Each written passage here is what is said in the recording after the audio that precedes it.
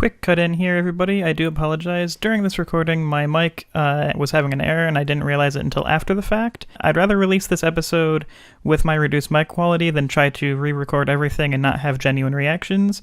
I'm trying to fix it in post, but there could be some issues where you might not be able to hear me. I do apologize, but I hope you enjoy this episode anyways.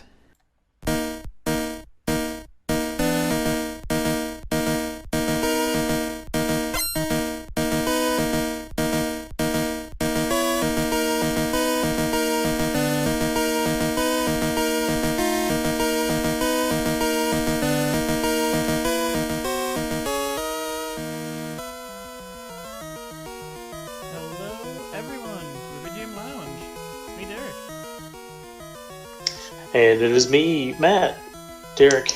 We're there. We are here. We got one last obstacle. We've arrived. This is it. Matt, what is this? I asked you first. Oh, well, Matt, this is the final boss. This is Lance. This is, or Red, depending. But this... Yeah. I'd say Lance. Red would be, I guess, like more or less secret boss, but still. Yes. The point is this is the final boss. This episode is basically the penultimate end to the story. This is the last obstacle. This is going to be the most intense songs that the composers held in their pocket. This is the ultimate challenge.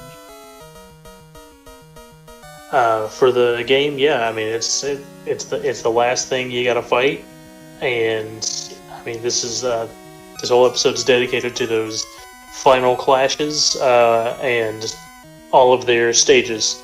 Yeah, it's the big epic moment when you get to the very end of the game. A lot of RPGs, but side scrollers, adventure games, they often have the end boss, the final thing you got to beat to. Basically, you want to see that credit screen. That credit screen's going to be next episode, but first you have one obstacle before that, and that is this episode. Defeat the big bad. The big bad evil guy.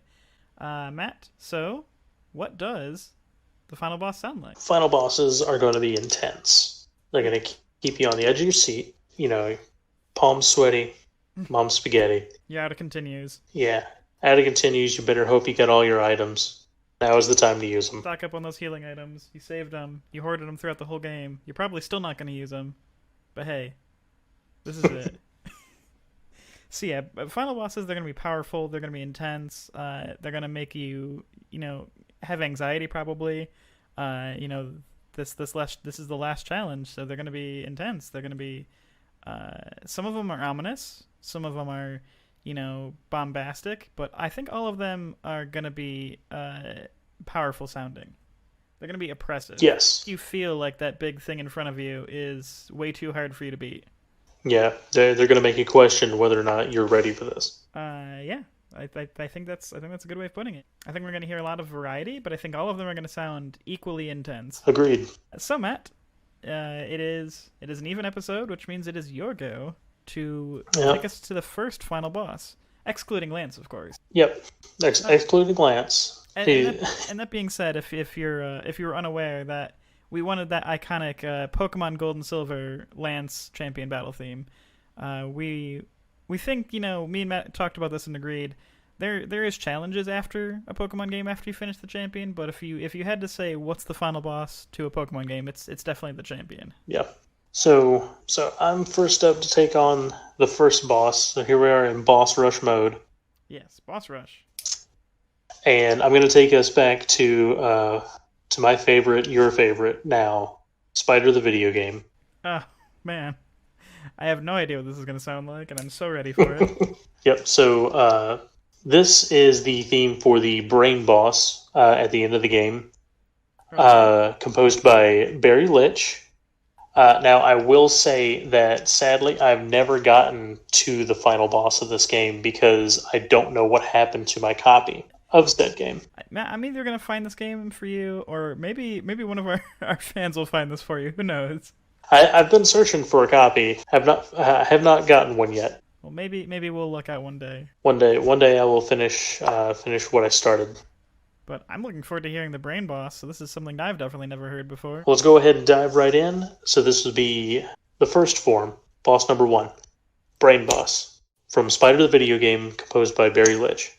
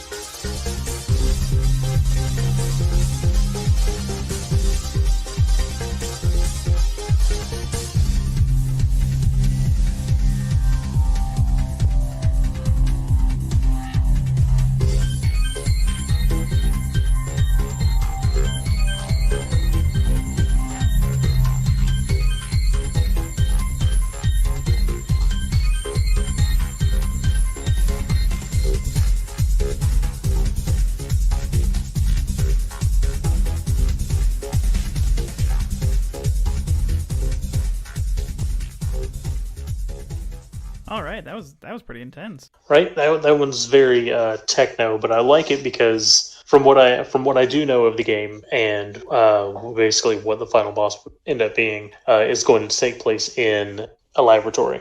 Yeah. So I mean, by the name Brain Boss, that kind of I kind of figured it would be some sort of laboratory or some sort of you know, a hive mind kind of super thought creature. It's Mother Brain. It's Mother Brain. I was really digging the. I like that. I like the techno like electronic sounds that come in, because that, to me, that gives you that feeling of like, you know, like some weird like cyberspace kind of crap going on. Yeah, I'm into it. It really fits, like, you know, yeah, it fits like, you know, okay, I'm surrounded by like, you know, I'm in a laboratory surrounded by tech and experiments and stuff. I like how it doesn't go right into it too. It's got this kind of like build up. This build up right here reminds me a lot of Parasite Eve. It does, doesn't it? Yeah. Like even like right here when like the bass kind of kicks in. Yeah, because it doesn't jump straight into the boss theme. Like it kind of like it's kind of like, you know, you're walking up, maybe you're talking at this point before, or there's like a cutscene, or there's like, you know, the pop in dialogue, and then here's where the fight starts. Yeah, I really like how it kind of just slowly builds up into it, because that's like, yeah, again, that's kind of like how the final boss is. It's just like like the music will start sometimes, and you'll have like, you know, that expletive, and then it's just like, all right, well, it's time to die, and then fight begins. Yeah, there's always that like, I am the big bad. This is you know, something, the world taking over. Everything will be complete, and then here they're like, well, no. I will now become the God Man. I am the big bad. And then everyone's like, no. And then, you know, the drop happens when the fight starts. Yep. You know, as you do. As you do. But I really like this song. Right? That Twinkle. Oh, Twinkle out of nowhere. And speaking of Twinkle, I've got a good one that I'm gonna take us into next. Oh, nice. Just a moment here. But yeah, like I haven't even watched like a gameplay video of what the final boss battle is. Like that's I mean, do you want to be like surprised? I don't want to know. I want to be surprised. Yeah, I mean, why wouldn't you? I want, you know what I want, Matt? I want to get this game, and I want us to play it together, and I want to watch you play it. Oh my gosh, That's what needs to happen. I'll do it. I'm looking forward to it. All right, so I kind of give you a little hint. Well, I mean, I guess it's not a hint. You have no way of knowing, but my song is definitely gonna have some twinkles. Ooh. I am going to immediately go back to Pokemon, just because I often leave you to play Pokemon songs, and there is one that I've actually been looking forward to playing for a really long time. I have a guess.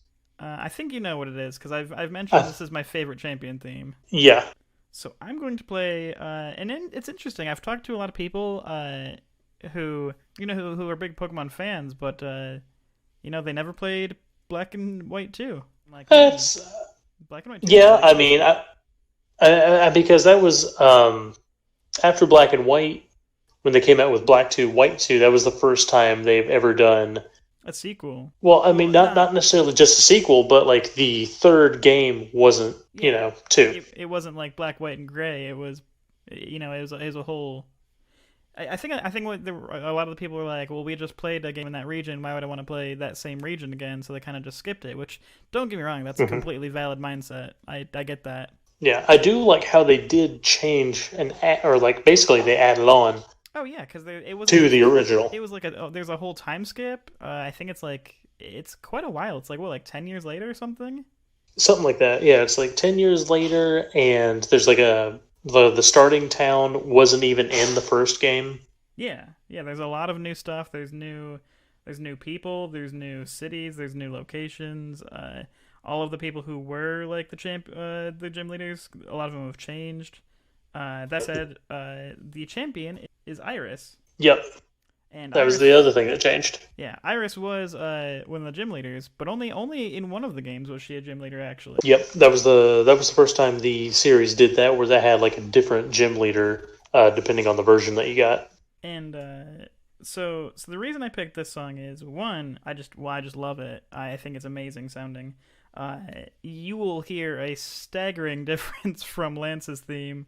Now each champion kind of has their own flavor. Like, granted, Lance. If Lance was the gym leader nowadays, he'd probably have a completely different theme because made back when there was certain hardware limitations and they couldn't make a song sound exactly as they wanted to. Which, I mean, that's fine. His theme is a product of the system he was on. Mm-hmm. But when Iris came out, this was the tail end of the 3DS. There's a lot more production value in how many years later it was, and this theme really, really fits her character. She is kind of like a fairy dragon princess, and this theme basically reminds me of if Rainbow Road, Mario Kart was the final boss. What if Rainbow Road attacked you? Oh my god. Everyone's felt victimized. I mean, it already does. Right, yeah, I was going to say, everyone's already felt victimized by Rainbow Road, but this is a whole new level. So this is the Black and White 2 champion Iris. I don't know exactly who composed this, but the people I have listed are Go Ichinose, Hitomi Sato, and Taro Taniguchi. And this is my favorite champion theme by far. This theme, it's real good. Well, let's start the first dragon battle.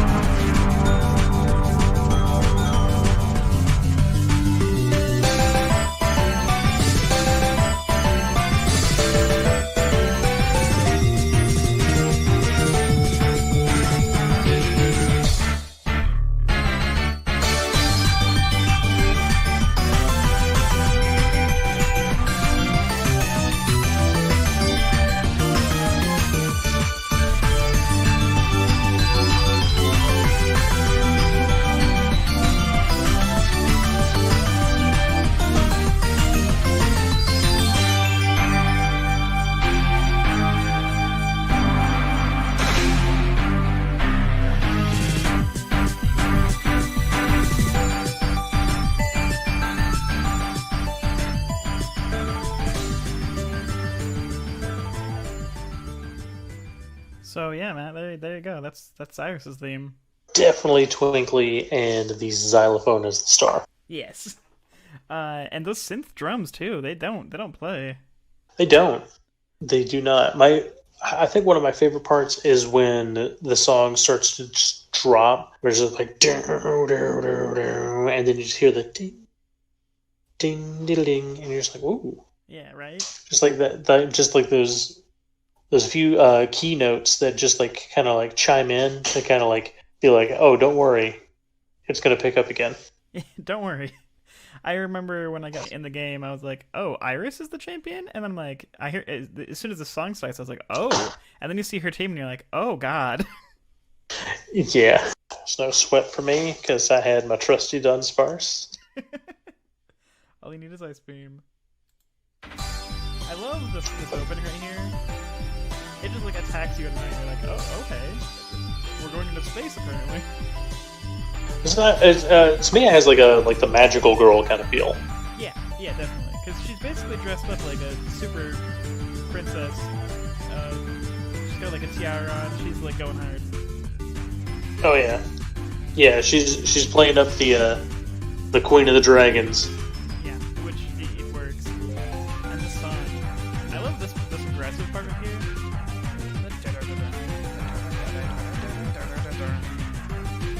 You know, Gen 5 had a lot of really good tunes. Dude, Gen 5 is awesome. Gen 5 had some good stuff. I mean, Yeah. the second I heard this, I will say, completely blew me away. I'll say the only thing non-music that I'll make a comment for that was hard for me to accept for Gen 5 was the transfer from previous games into that one, which was that weird little mini game that was like you had to shoot Pokeballs out of a crossbow, Oh God. and if you missed them, then you had to try to transfer them again. Yeah, that was a disaster. But Other than that, everything else is pretty cool, yeah, when I heard especially the music. Yeah, this music. Here's that drop you're talking about.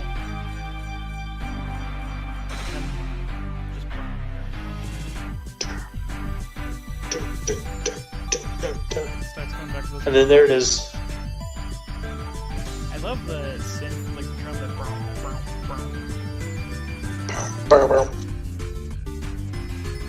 Freaky are really good that steady rhythm they're keeping. I just love the xylophone work, where it's just because they just chime in. I like the. I mean, it's definitely a crazy synth sound, but I love like the weird synth guitar that. Yeah, that was really good. I remember, was it? I think it's like the second gym leader, who was like the poison user, has like the basement grunge band. Oh yeah. We talked about that in the previous episode. Oh man. But yeah, I like this champion theme because it's completely unlike every other champion theme in the whole series. Yeah, because all the other ones had like a more pressing intensity to them, like especially with like Lance, or no, even more so from the generation before from Cynthia. Yeah, absolutely. And it's funny, like it's not like this one sounds like it's like playful, but like the I'm gonna get destroyed playful. Yeah, I mean, to me, it's still very fitting for a Pokemon game. Yeah, oh yeah. Because I mean, Pokemon games are supposed to be, lighthearted fun. Mm-hmm. Absolutely.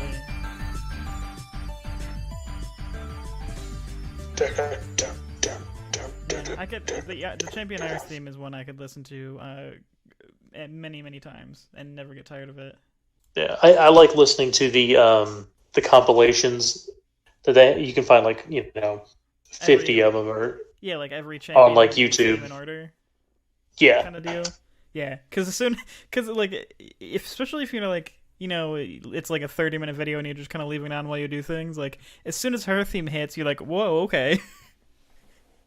You're like, that's different. Yeah, I do love Cynthia's theme, but we've already played that. Yeah, we played Cynthia. And obviously we've heard Lance like right at the beginning of this. But I'm glad that you went for this Champions theme.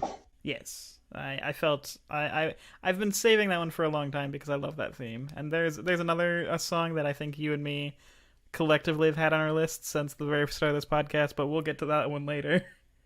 Like, yes, but now I don't know.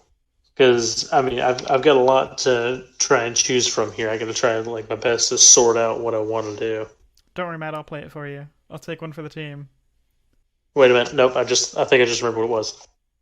Because we had a deal. We had a deal. We did have a deal, but we'll get to that one later. Yeah, we'll get to that one later. So we'll go ahead and move on into my next track. And right now it's a hard choice because they're basically both dragon theme. Okay, yeah, that fits. But I don't know if I want to go for the obvious me one or if I want to go for the iconic one.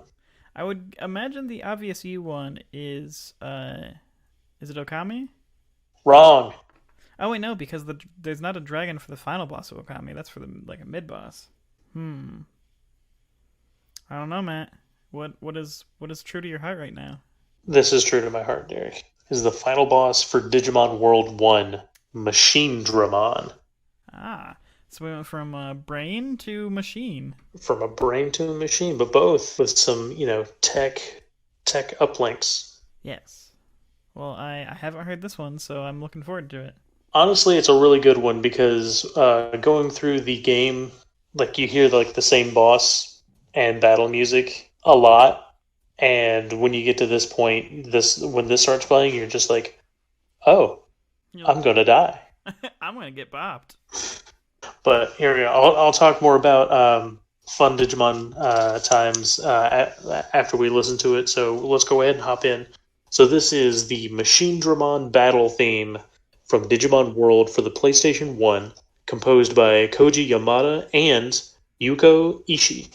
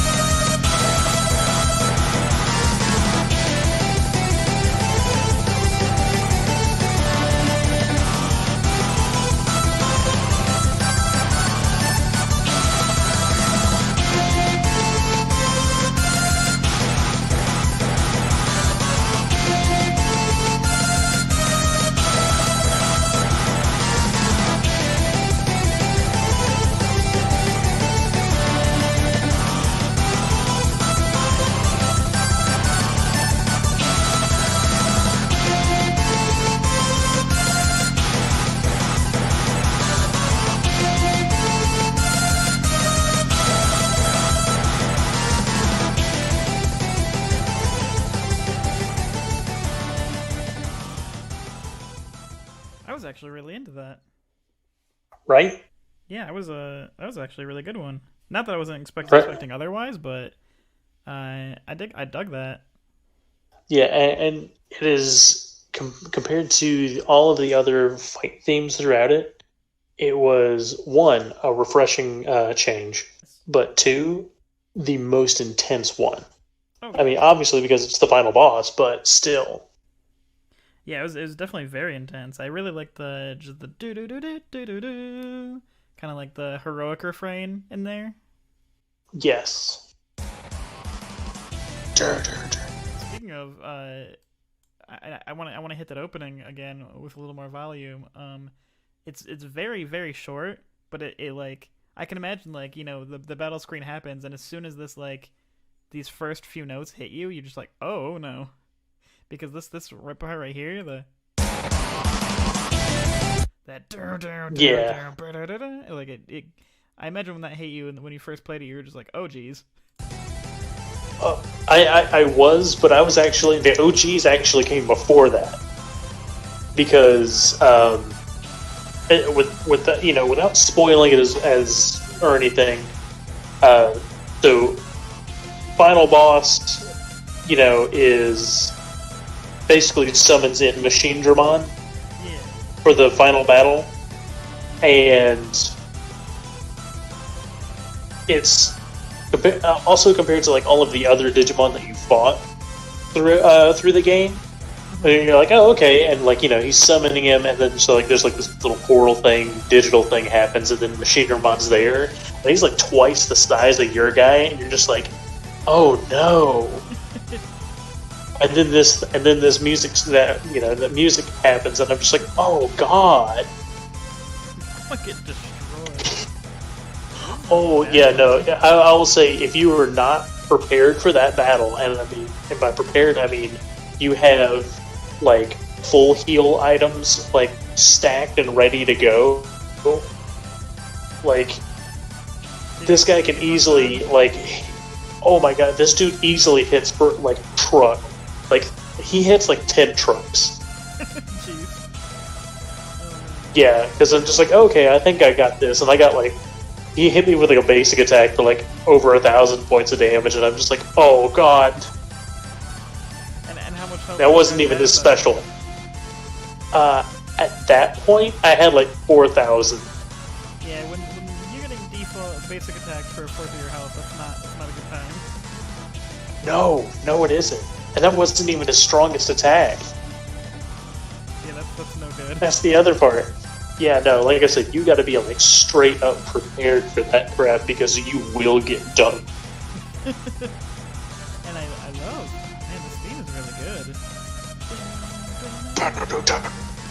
I like those heavy like synth guitar, just the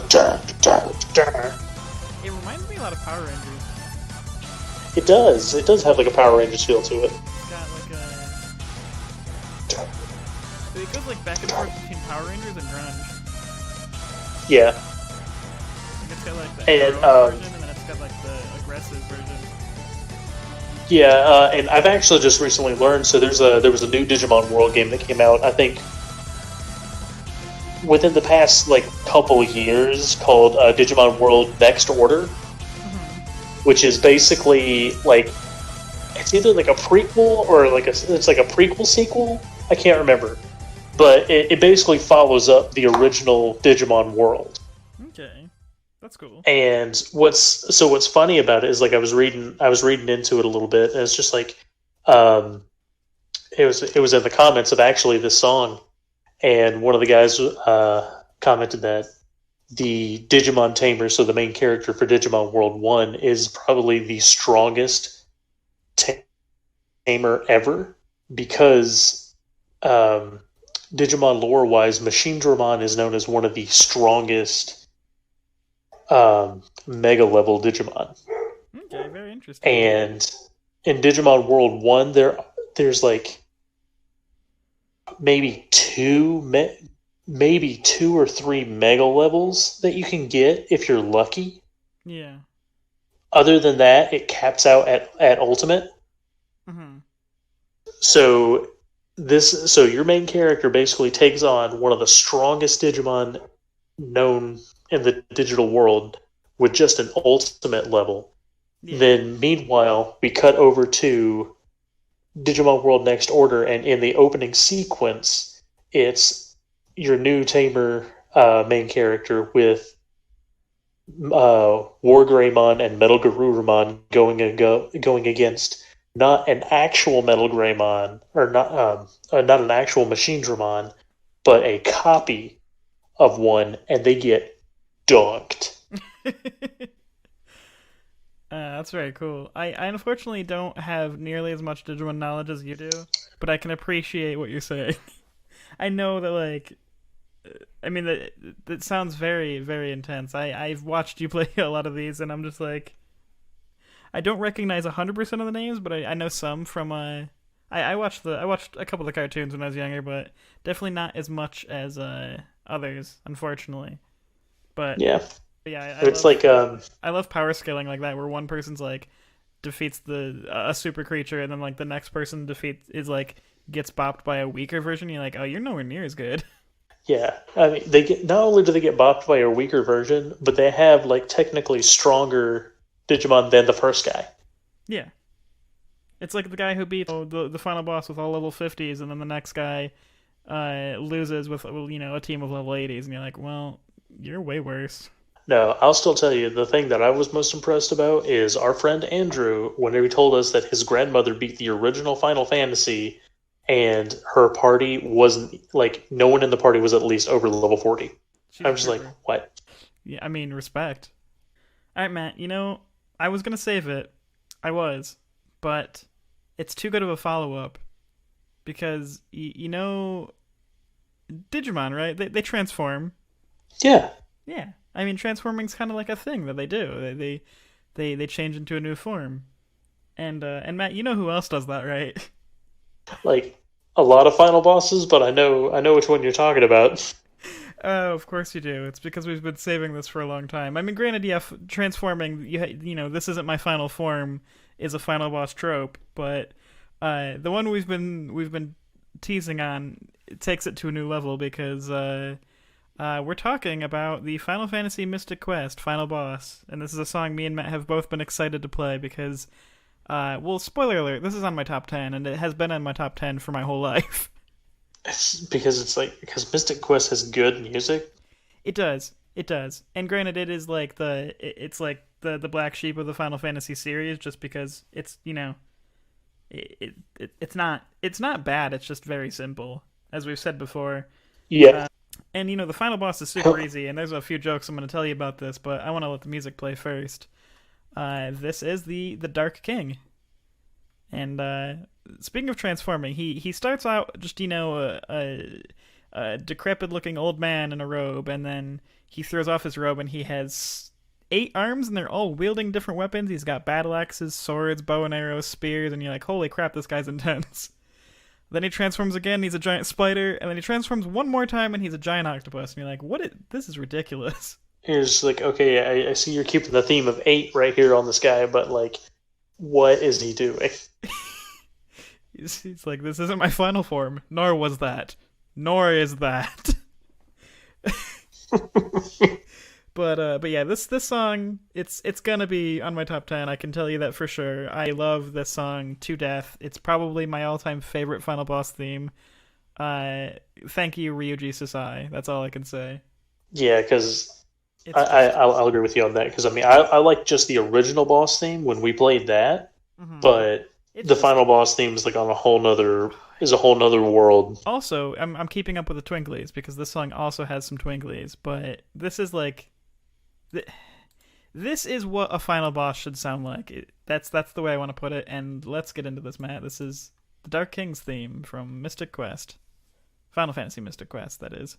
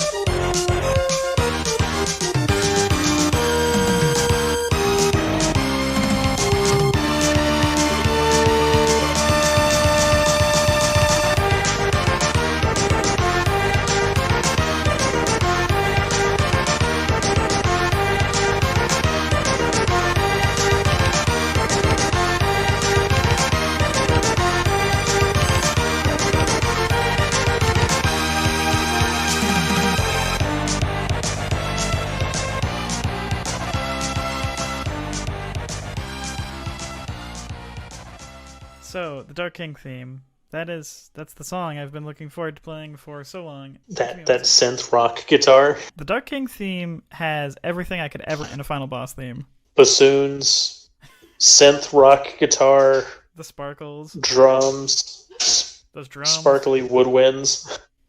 Because it's got an ominous opening, right?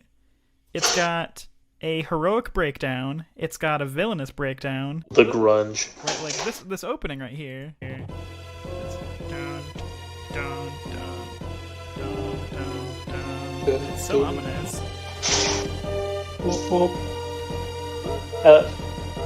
Yeah, that's where the woodwind comes in. And the grunge immediately.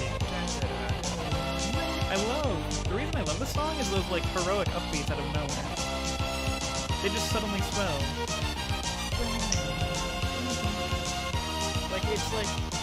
It's composed in such a way like the hero like fights through the intensity. And I really like that. So I have a lot to say about this music aside. One, the music. This part right here. It's probably my favorite. I love this part. It's so the best part.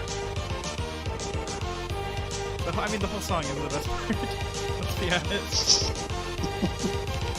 But this part is really good. It's as grandiose as the box art. And let me rewind it there for a second. Well, yes, the grandiose box art. But I love when that little part's done and the drums just and that drum breakdown for like half a second. I'm just gonna let that happen again. I love that. It's so minor, but it's so good. And man, I love that like trumpet swell in there. It really makes me feel like the heroes are fighting back against the teams. It's like and the trumpet's like just popping.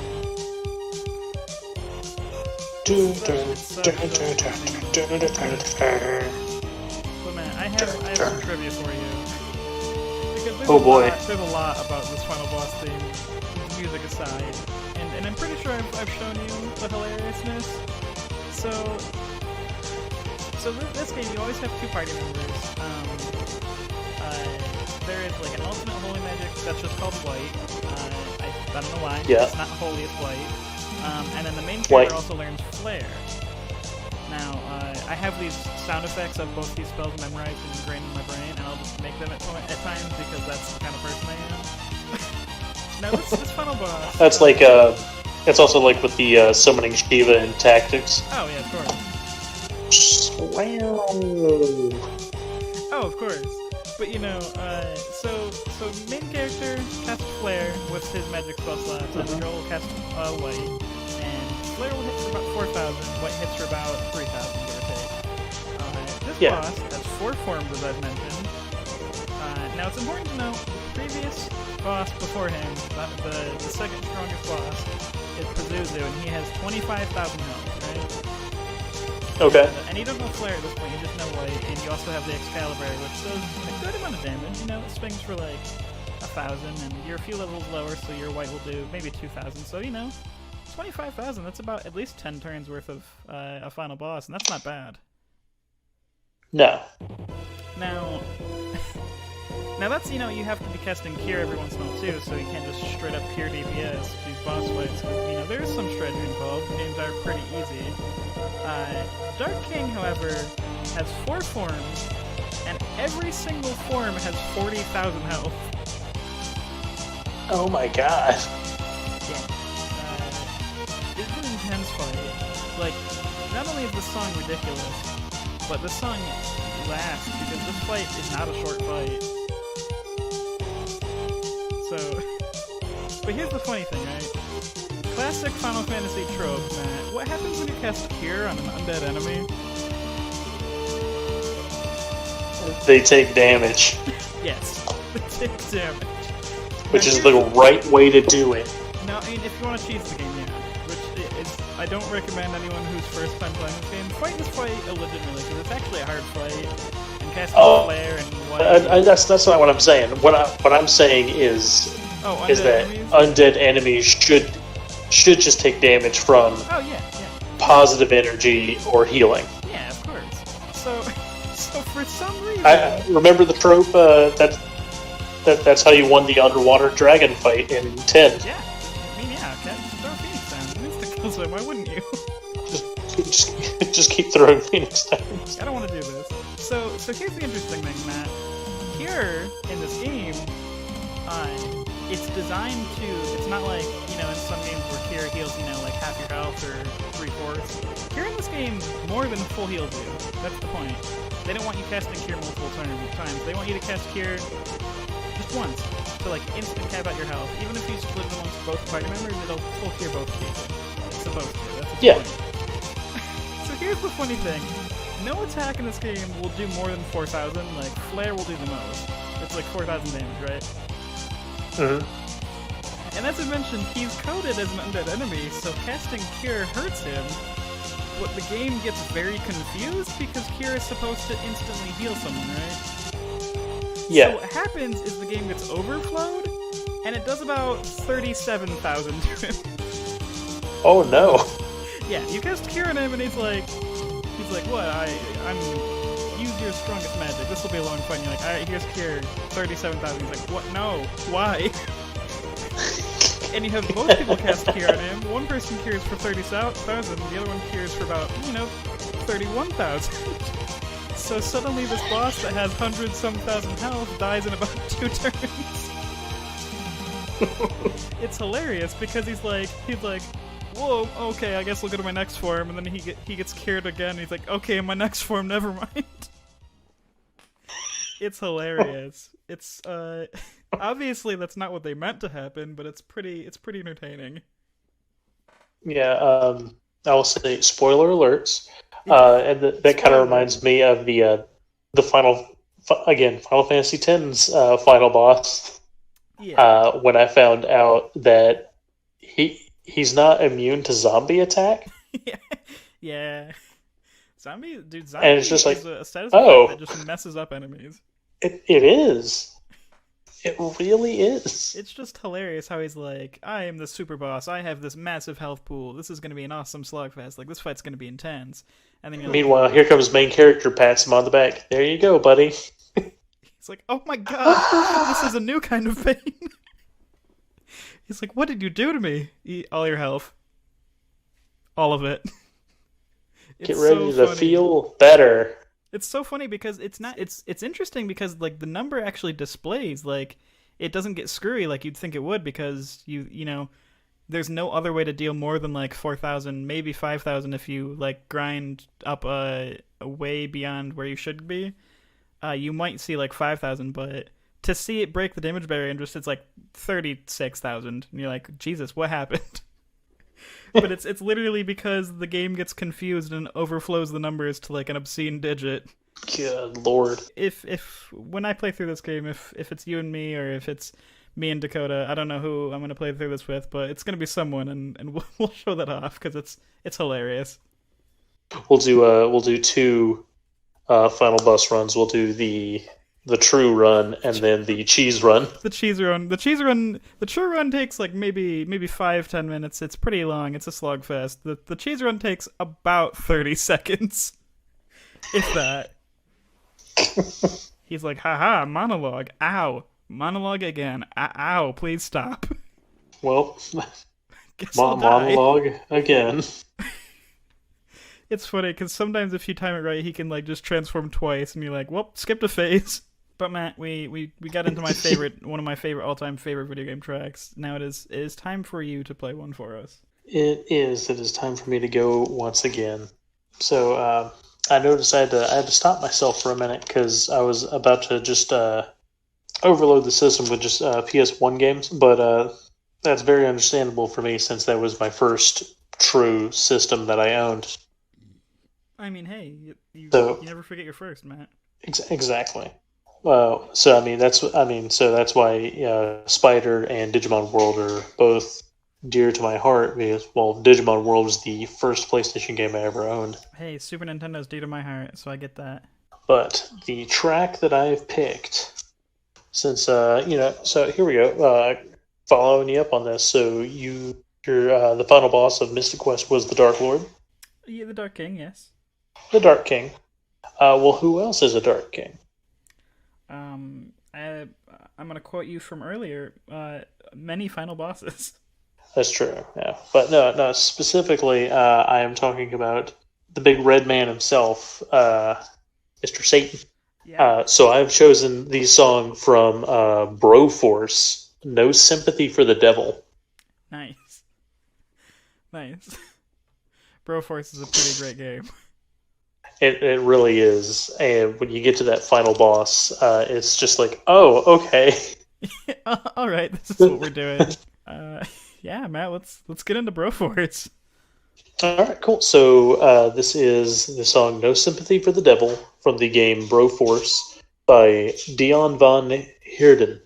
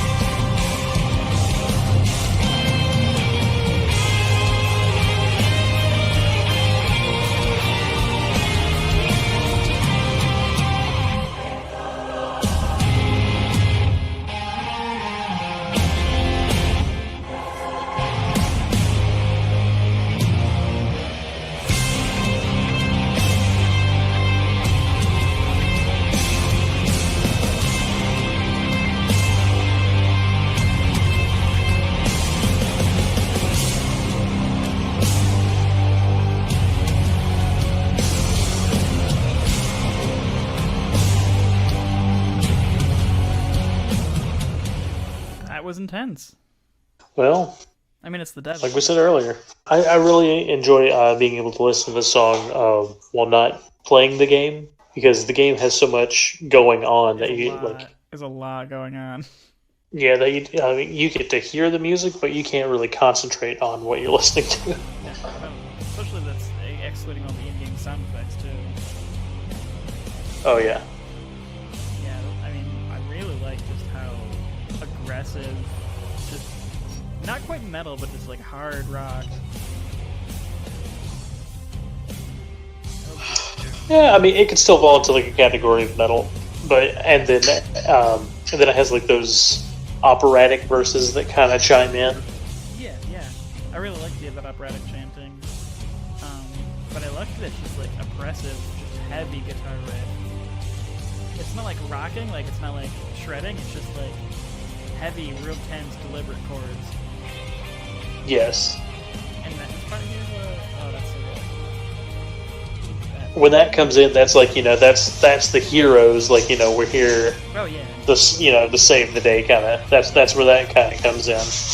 I love that. I was talking about the Dark King theme, but I love when there's like that oppressive, like grunge and angry kind of sound, and then you get like heroic refrains in there because it's like the heroes are here and they break through, and they're almost like they're fighting the music too. Exactly. I mean that is the fight. Is like you have the intensity of the boss and the music, and then you have those heroic refrains that come in and kind of just like pierce through the darkness, kind of thing. Yeah, absolutely. I love that. It's one of the reasons why I like the Dark King. Any final boss that does that is really good. Mm-hmm. And I love and that bring. So good sounding. It is. It's a very fitting final theme for this game because the game itself is a lot of fun. Oh yeah, it's like one of those stupid fun games, but it does have its challenge and its in its execution. And the final boss is actually really hard. I remember me and our friend, I believe me and our friend Zach were playing through this game all in one night, and we were on this final boss for a good while. I love the announcer for like whenever it does like it announces like a boss of the stage. Oh yeah. And you get to this part, and, the devil comes out and it's just like Satan. Like it says it like with the inquisitive nature, just like what really? Wait, this is happening? I forgot about that entirely. Man, I need to play through this game again. It's been years. It's been a while. It's definitely when PS4, right? It was early. I remember it was on the PSN. Yeah, I think PS3 because it was like 2015, wasn't it? I guess that is early PS4. I think it was early PS4, but I do believe it is available now for the Switch. All right, Matt. So you played the theme of Satan, as it were. Satan. The king of hell, lord of the underworld, as it were. Mm-hmm. So I've got a good follow-up. I'm going to play you a song from Touhou. So here's the thing. I knew there was a theme I wanted to play, and I actually have a lot of options as far as Touhou goes, because each game obviously has a final boss. But then each game also has what's called the extra stage, which is like you have to beat the game, and then there's always 6 stages to Touhou games, almost always. That's just how they work. Mm-hmm. And then there's the extra stage, which is like you only beat it. It's like harder than the hardest difficulty, but it's 1 stage only. So it's like, congratulations, you beat Lunatic. Here's the extra stage. It's harder than Lunatic, but it's 1 stage only. Oh god. Yeah. So that's how that works. So in a way, I could consider the final boss of the main game and the final boss for the extra stage. Those are both would qualify to me as a final boss theme. So I had a lot of options, is what I'm getting at. The one I picked is from the game Subterranean Animism. So it's subterranean. You basically are going into the core of the earth in this story. So I thought that was fitting. The theme... Yeah, that actually is fitting. Yeah. The theme is for a character named Utsuho, who has basically the power to control nuclear fusion after eating Yatagarasu, the sun god. Oh, okay.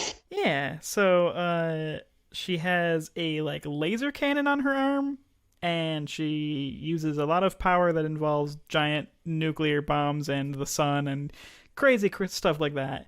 The whole name for now is the nuclear cannon on her arm is shaped like a nuclear reactor? I mean, it's tube-like. It's very tube. Okay, Um, okay, that's fair enough. yeah. So the full name of this track is Solar Sect of the Mystic Wisdom, Nuclear Fusion. But this is Utsuho's theme from Toho 11, Subterranean Animism. That is the longest title name we're probably going to have on this episode. Uh, I don't know. Darn, you might. I thought I had my next track picked, but now I might want to try and match it for title length. But I think you're really going to like this one, Matt. It's kind of got like a super oppressive feel, but also very adventurous at the same time. And I just really like the rhythm to this one. Well, I can't wait to hear what instrument was chosen for this game's main theme.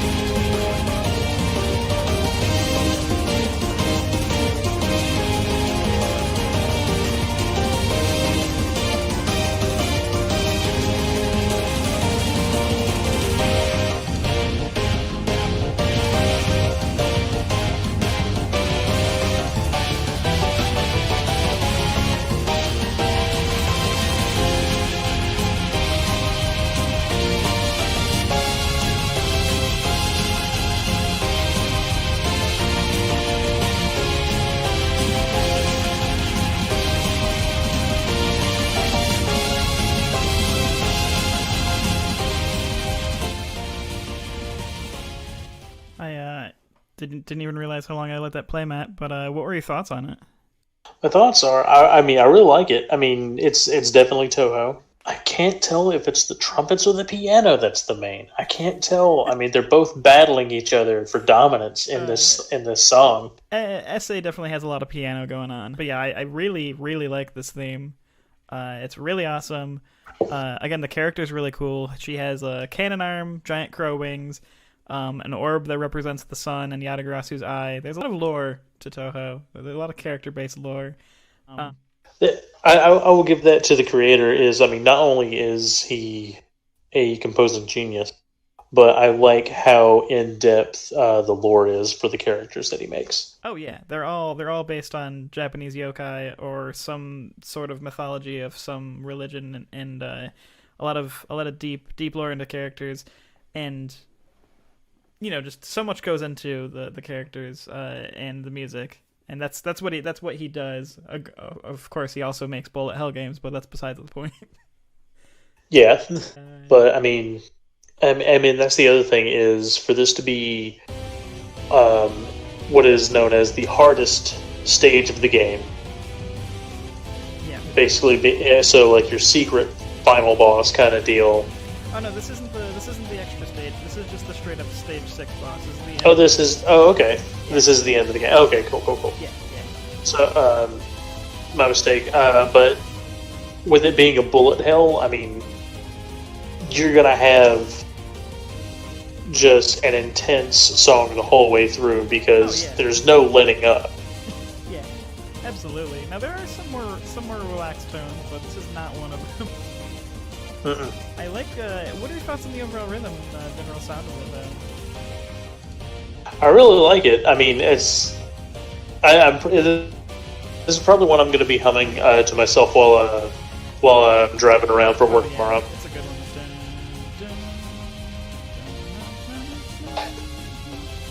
It's really good.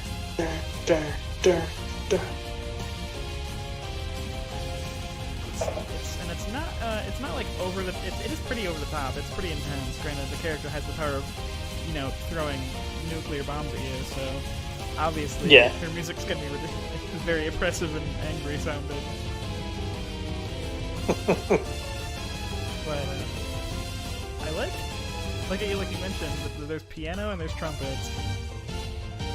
Like I said, they're fighting for who's going to be heard in this.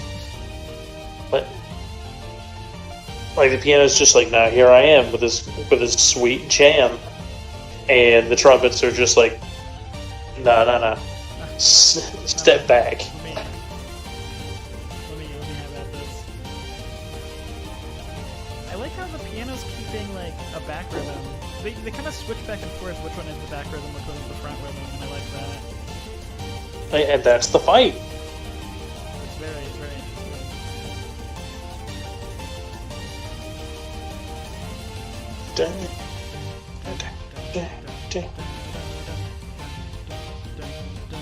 I like this build up here.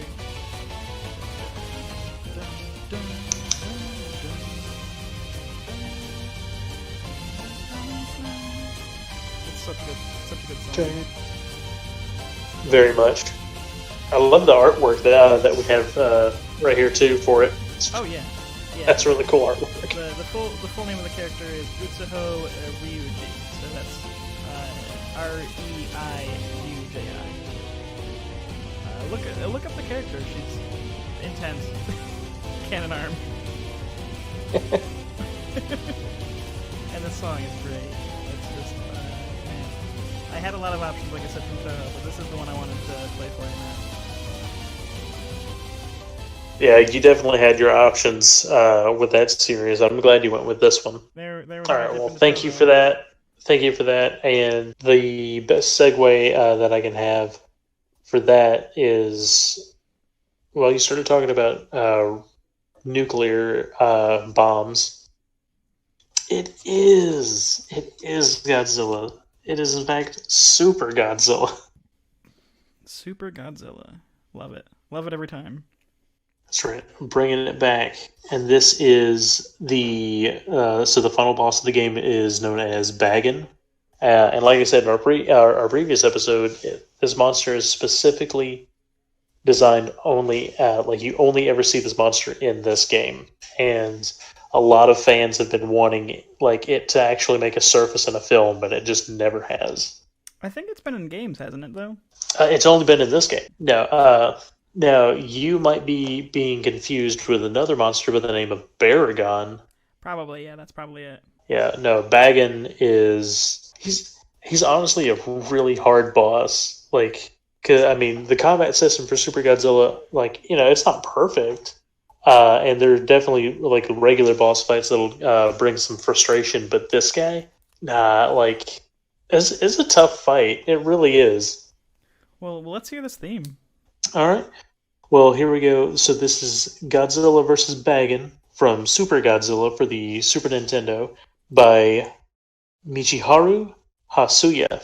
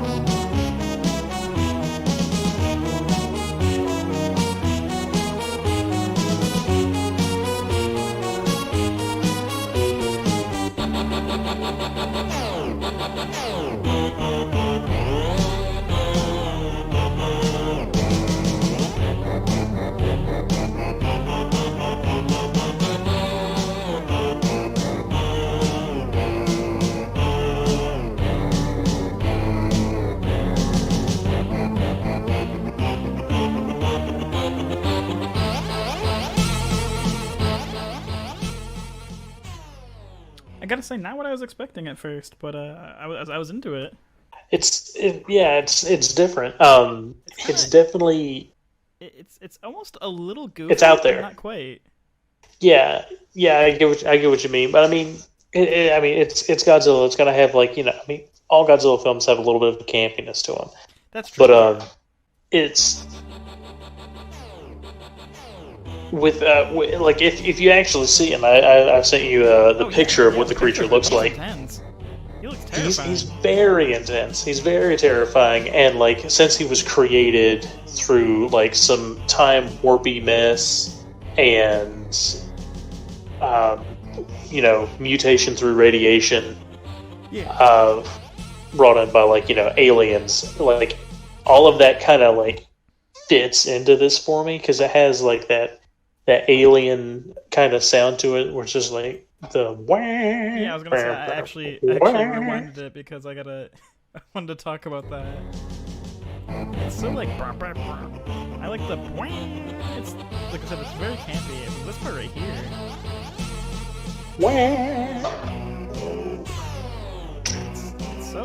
It's so alien sounding. It's very alien sounding. I like the build-up that it does to up to that part. Yeah, it's yeah, and like so like I said, this he's obviously a creature that was designed for this game, and he's only existed in this sense. What's from what you sent me, it's really cool looking. It's very intense. I'm surprised he hasn't been any, exactly. I'm surprised he hasn't been any like the beat 'em up multiplayer games. God, I wish that would have been so cool. Like it's like a secret boss or something. That would have been that would have been a nice Easter egg. Yeah. But what's neat is this game came out kind of close to the end of the Heisei era of Godzilla films. So the ones that like started in '85 or '84 and then went to about like '97, I want to say. Yeah. And so the way Godzilla transforms into Super Godzilla in this, like the design they had for Super Godzilla actually became the inspiration for Space Godzilla for the films. And so the reason why I think they didn't really continue with Baggin is, but they basically took him, and if you look at him and you put him next to Destroya, which was the last monster that he fought in that series of films, Yeah. you can see some similarities. So it's just like, okay, so they didn't want to be like, okay, we straight up copied the game, let's make it our own. Yeah, that makes sense. They drew from inspiration, but they didn't like straight up copy. Yeah. No, I mean, it's all, of course, Toho licensed stuff. So, I mean, I'm hoping that eventually these things can make a return. Also, I think it's funny that you copied me on the fusion whole nuclear energy Godzilla, but you didn't even bring up you went Toho to Toho. Yes. Oh my God! Right? That is TOUHOU to TOTHO. TOHO. It's Toho to Toho. They're completely different. Oh man. I also like that laser, just like ew. There's a lot to talk about in the song. I can't really pick one part because it just keeps changing, and like I want to bring up everything I hear 30 seconds ago. It's just like the only way to describe it is it's kind of goofy and it's just alien. It's weird sounding, but like a good weird. Yeah, I still get the sense of, well, I mean, not really the sense of intense pressure from this music, but I do get the sense of unease and alarm. Yeah, definitely unease and alarm, because it's like this build-up right here. You're like, when is it gonna stop? And then it just does this instead. Like you're expecting this movie to drop, and then that's not what it does at all. Yeah, a good comparison to this is Pokemon Platinum Giratina's theme. It's all over the place. It's chaos. Oh yeah, and that theme's awesome. That theme is really good.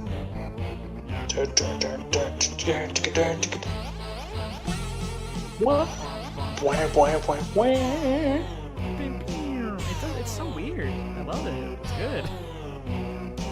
You just see lasers shooting everywhere and then like trying to charge back up. Right? Okay. That was an interesting one, Matt. So very interesting. Let me play my fourth track, Matt, to follow up your Super Godzilla. Okay. I have some options. I have a really pretty song as found from listening to other podcasts. That's one I've been holding on my list basically since we started. And then I have some other options that might fit more with like alien versus giant monster themes. I've got something more like fighting demons kind of final boss. So I'm wondering where I should go. Do you want a really pretty one, or do you want a really grungy one? I want a grungy. Okay, we'll get to the pretty one later. So Matt, I'm gonna play a song from a Sega Genesis game. Oh, snap. This is the final boss, the ending for Thunder Force 4. All right, that name, that title. Yeah, Thunder Force is a very Sega franchise. Also, kind of known as Lightning Force in America. Thunder Force sounds so much cooler, though. Yeah. Well, so the full name is either Thunder Force 4 or Lightning Force Quest for the Dark Star. So, both are pretty intense. Now, yeah. Now, I will say I have never played Thunder Force 4 because I've also never owned a Sega Genesis. But I do know this is kind of a shooting and flying side-scrolling type of game, Mm-hmm. Which is actually interesting because Toho is a vertical scrolling shooter, and I didn't even realize that I was drawing that parallel. You kind of flying around shooting other machines, demons, aliens, what have you, and side shooters. So that is kind of the parallel I'm drawing with your Super Godzilla. Yeah, Super Godzilla is basically like a top-down grid kind of scenario that then goes into a side-scroller battle. Perfect. So Super Godzilla, giant monster, Thunder Force, side Galaga, not Galaga style. I just blanked on the other side-scrolling shooting and flying games. I was about to say Galaxy. That's a newer one, but no, that's a top-down one. But either way, the style of game I'm talking about. Yeah, where you can move up and down. Yeah. While things come at you from the side. Yeah. Yeah. So this is the song is Warlike Requiem, and this is from Thunder Force 4. This is composed by Toshiharu Yamanishi and Takeshi Yoshida. And you said you wanted the grunge, so I'm gonna bring it. Excellent.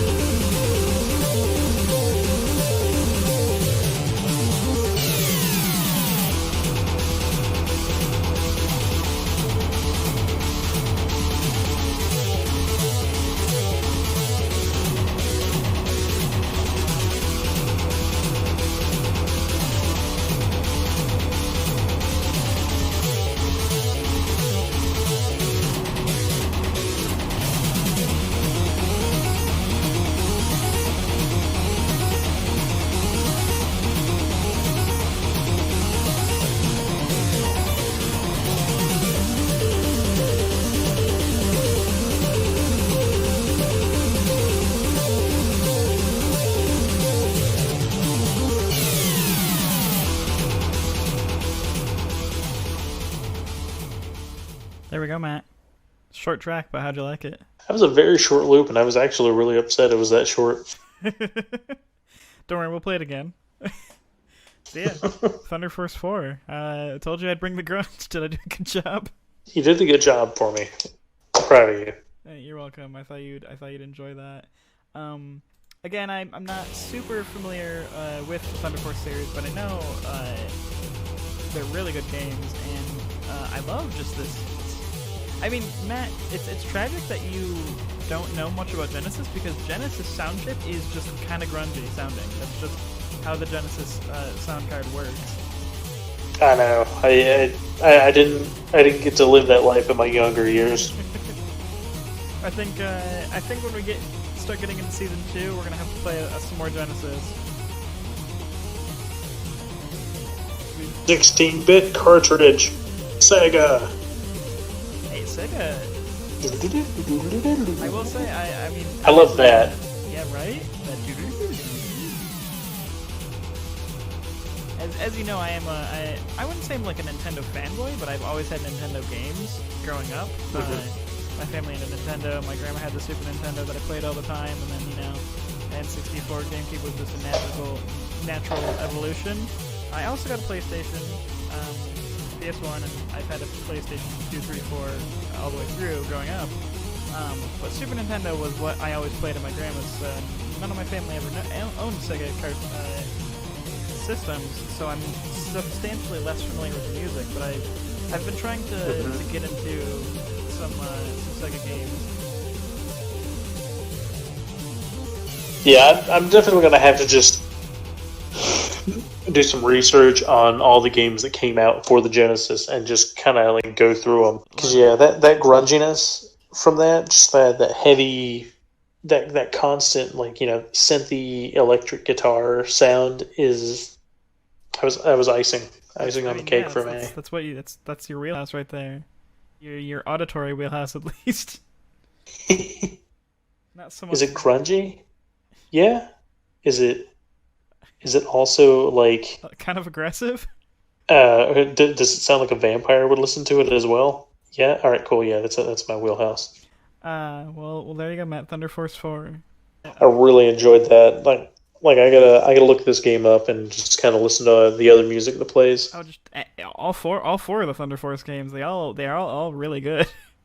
Yeah, because I definitely want to get some more knowledge on some of these games that I haven't played, because I'd love to be able to talk about them like I have my previous plays in this episode. I mean, that's the downside. We're always going to be more knowledgeable about the ones we played, especially the ones we played to death as a kid.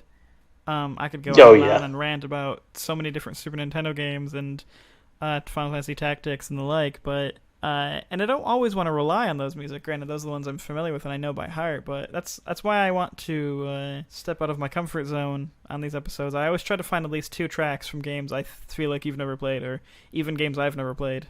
Which, I guess that's going to have to lead to my next song. Yes, indeed. I actually went a little off skew for this one, off my usual trail. Okay, I'm interested. Yeah, much like in Skyrim, I found a cave while walking to my destination and decided to side quest. Yeah, the side quests, the things we find while not looking are often the best ones. It's the truth. It is very much the truth. So the next song that I have actually comes to us from a familiar composer, the ever cool man Tenpei Sato. Okay. Interesting. But this is from a PS1 game known as Rhapsody, a musical adventure. Ooh. I know. I've never played this game. Yeah, I've never heard of it. I've heard of it. I've never played it. I will say, after looking through the soundtrack and stuff like that, I'm actually really upset that I never got this. Right. So this is another game that I have to find a copy of and probably pay like an ungodly price for. Hopefully not. But we'll find out. As you do. As you do. So anyway, the final boss track for this game is titled Last Waltz. Okay. Yeah, which is very fitting for the title of the game. And I have a follow-up for this. So we're good. Excellent. So we'll go ahead and dive right into this one, and then we'll, do our thing. All right. Let's hear it. All right. So this is Last Waltz from Rhapsody, a musical adventure on the PS1, composed by Tenpei Sato.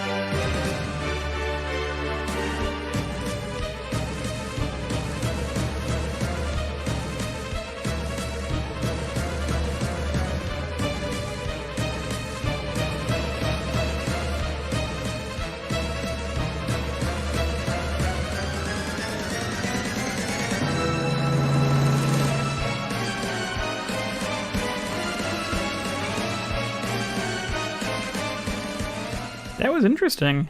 Yeah, it was, wasn't it? Yeah, it was. It definitely took me on a journey there, and I really like how, with the name like Rhapsody: A Musical Adventure, it sounded like that was like performed by a band. And the other thing that got me was, even though it was composed by Tenpei Sato, and we're more accustomed to his works from things like Disgaea and, well, to a lesser extent, Phantom Brave. Yeah. There's some similarities that I can hear in the compositions, but as a whole, it still sounds completely different. Yeah, I could certainly hear the Disgaea in there, particularly like with the drums and like the sudden swells. That reminds me a lot of Disgaea. Like right here, not at all. Unless you're talking like, those scenes where the villain's talking to another villain. Yeah. Or this is like a really hard chapter in Disgaea. Kind of situation going on. Definitely, I really enjoy the opening. Yeah, of this. that opening is crazy. When it gets to this part right here, I can kind of hear the Disgaea. Or the Tenpei Sato, I guess. Yeah. This is definitely where I would. That's where I hear it as well. I actually really like this part because it's just like that constant da-da-da-da, da-da-da-da, and then it just flourishes off of that and is back to it, and that's like the main. To me, that's like the main driving part of the song. Oh yeah. Because the title of the song is Last Waltz, Final Waltz. Yeah, Last Waltz. Last Waltz. And I mean, this definitely has that final boss feel to it. I could absolutely hear that. It's elegant, but has a threatening tempo to it. I like the da-na-na-na, da-na-na-na. That really makes you like puts you on the edge of your seat. And then like right here is where it's like kind of like a little bit more calmed down, but then you have like the drums kind of just kicking in. Well, those drums go hard too. The dun-dun-dun-dun-dun-dun. It sounds a lot like a march, but like a very aggressive march. Yeah. And then right here is where it's. This is definitely the lower end of the song right here. It's where it's kind of calming a little bit. But it does a bunch of random swells. They're very like theatrical. Yeah, which is, I mean, it's very fitting for the waltz. Oh yeah, absolutely. The waltz is a very theatrical dance. It's I know nothing about this game or how it operates, but I can only imagine this ending is very intense. Yeah, and I also like one of the bad guys in it is like a classic 80s, like mid 80s to early 90s like anime villainess. Okay. And her theme in it is it's something. That's what I'll say. Like when you look at her, it's just like, okay, this is either one of the bad guys that Sailor Moon would have fought, or this is just Jessie from Pokemon trying to be outlandish again. That's amazing. I have to check that out. You're gonna have to remind me to look that up after this is done. Oh my god, I'll send it to you. Look at that swell right there. That right? Gets and you. it like brings you down. Like it's that instant swell, and then just the dun dun dun dun. Yeah. Dun, dun. It just switches so drastically from like heroic to like depressing, and like it puts the pressure on. It was like, we're gonna bring you up, okay, and now I'm gonna put you right back down in the ground where you belong. Right. This is a good one. It is, and hell, if any of you guys have out there played this game, drop me some like not recommendations, some knowledge but, about like, it. Yeah, because I need to find this game and play it. And it's made by Atlas, from what I see. Mm-hmm. That's very interesting. Okay. Well, Matt, I have an interesting follow-up, right? Okay. It's gonna be something. It's a game I've never played. I only know of this song. In fact, I haven't looked much more into this because I heard this. I admittedly heard this one on another podcast, but it's such a beautiful final boss theme that I just have to play this one. Okay. It's very interesting sounding because it doesn't sound like a final boss. It actually sounds like a credit roll or like end sequence. But this is from Derek. Yeah. Don't keep me in suspense. It's from a turn-based tactical game published by Square that never came to America. It only came out for the Super Famicom. The game is Treasure Hunter G. Treasure Hunter G, and it was a tactical game? Yes. Man. We're going to have to find that, Derek. Now, I don't care what it takes. Now, my follow-up, right, because you played The Final Waltz from a game that's all about a musical story, right? Yeah. The title of this track is The Emperor of Balladry. Oh. Yeah. Now, I will admit I know nothing about the game, and I don't know if, like, Balladry is a country, but I'm going off the fact that it's got the word ballad in there, and I'm just going to segue using that as my stepping stone here. I'm like, hey, a ballad, that's musical terms. I'll follow up the waltz with the ballad. And this song is just beautiful. That's the only really way I can describe it. I think you'll really enjoy it. It's certainly not going to sound like anything we've played in this episode, but it is indeed a final boss theme, even though it sounds like kind of like an epilogue. Well, okay, let's go ahead and get right in. Yes, this is Emperor of Balladry from the game Treasure Hunter G, composed by someone I don't know if we've heard from yet, Hitoshi Sakimoto. Not sure. Not sure. Well, let's see what you think of it.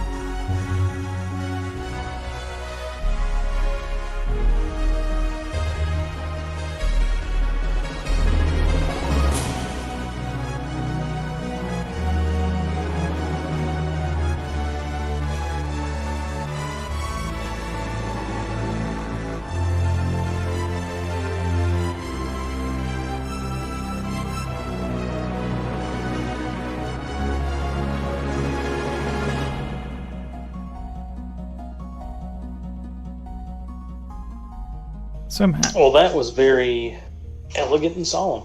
right? Honestly, I don't know if it's quite on my top 10, but it's certainly very, very high up there. That song is just composed amazingly well.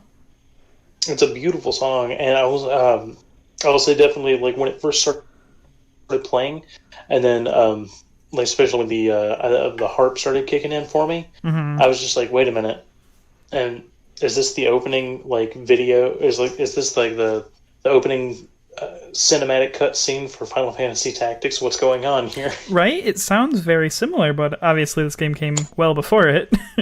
Came out in I believe 1996. Man. Yeah. And yeah, and that's and mind you, that sound coming out of there, that's from a Super Nintendo, and that just sounds beautiful. It does. They did a fantastic job on that. Like, and again, like, yeah, as that for a final boss theme, as completely left field. Yeah, absolutely. Like when I first heard this, I was like, this has to be like either like maybe an opening sequence or possibly like an ending theme. Like or this heck, right like here. even like yeah, or like even like a tragic moment like cutscene somewhere like midway through the game. Yeah, but no, this is apparently the song that's playing during the sequence for the final boss, which this part right here reminded me a lot of Final Fantasy VII. That right there, that and then this harp kicks in. I was just like, oh man, it's such a good song, and it's so weird for this episode. Like, that's one of the reasons. Like, I was gonna play this during our last free play, but I thought it was such an interesting track to hold on till final boss that I decided to save it. Well, I'm glad you did, because I mean that's. I'm so glad that you decided to pick this one to play. Yeah. Because it's definitely a break in everything else that we've played so far. Yeah, and I mean, like, I think I like, honestly, I don't know what to say about the song. It's so good sounding. Like, it's definitely fighting on top 10 on mine. I don't know about you, but it's very beautiful. I'll say it's up there for me, but I will say right now this one does not make it to the top 10 for me. I really like it though. It's a contender. It's a contender. I like this part right here where like the intensity slows down.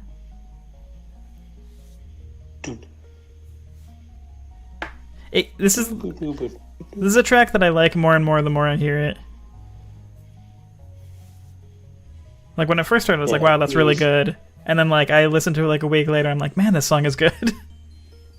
Man, I've got to look up like some gameplay videos of this now, because like I've got to figure out what the World Treasure Hunter G is and get some sort of inclination as to the final boss of this thing. Yeah, right? I like that little doo doo doo doo doo doo. The little trill in there. Doo doo doo doo doo. This song sounds like orchestrated like musical piece. Which, I mean, granted, that's exactly what it is, but I mean, yeah. I mean, it's a ballad. yeah. That's all right. It doesn't sound like it would be in a turn-based tactical game for a final boss, to say the least. Yeah, no, I do like that upswing with the percussion. Yeah. It's so interesting. I've heard other work from Hitoshi Sakimoto, and he's amazing. I'm gonna have to play some more songs because he's a very good composer. Yeah, I feel like I cannot remember if I've played anything from him. I mean, the more we say the name, the more it sounds familiar to me, but I could be wrong.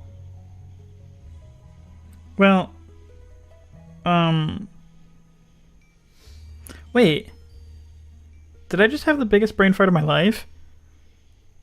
So Matt, this is Yeah. this is dad brain kicking in.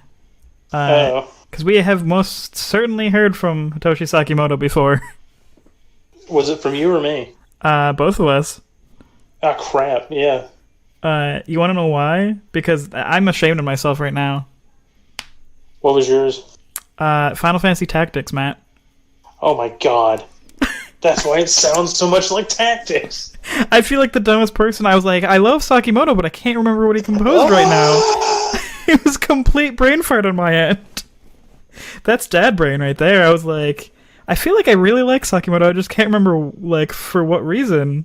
I mean, obviously because the music's really good, but I was like, I don't know why the name sounds super familiar. I just can't place it. It was there. It was right in front of us, Derek. Right? I was like, I know that name, but why? Yes, Final Fantasy Tactics.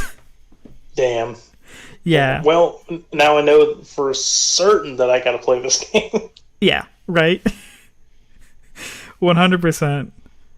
I was like... To make up for the atrocity of forgetting. Oh my god, both of us, too. It's And that's my favorite game of all time. I just completely blanked on who composed it. Jeez. Oh, man. That's... Well, forgive us, everyone. Yeah, rip me. If you want to tear me apart in the comments, I do deserve to. For shame. Well, Matt, I'm gonna have to make it up to everyone, but you get to play your track next, and let's hope it's not composed by, let's hope it's not from Tactics. No, it is not. We're gonna feel real dumb. No, because I will say if I had a Tactics track on my list, I would have been like, Derek, it's this guy. Yeah, right? But no. Oh, man. I got a very hard choice right here, Derek. I don't know what the hell to pick. I don't know what to... There's too many options. I have too many options. I really do. I'm gonna be kicking myself for so long. I swear. I bet you are. You're gonna be up and down. Just beating the crap out of yourself. Dead brain is a real thing, everybody. Parent brain is a real thing. Parent brain. Dad and mom brain. Parent brain together. I forget so much. I forget so many things.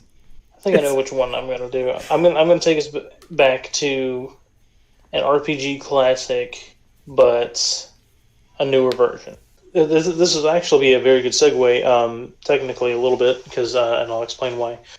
So the game that I have picked for my next song is going to be Dragon Quest IX: Sentinels of a Starry Sky.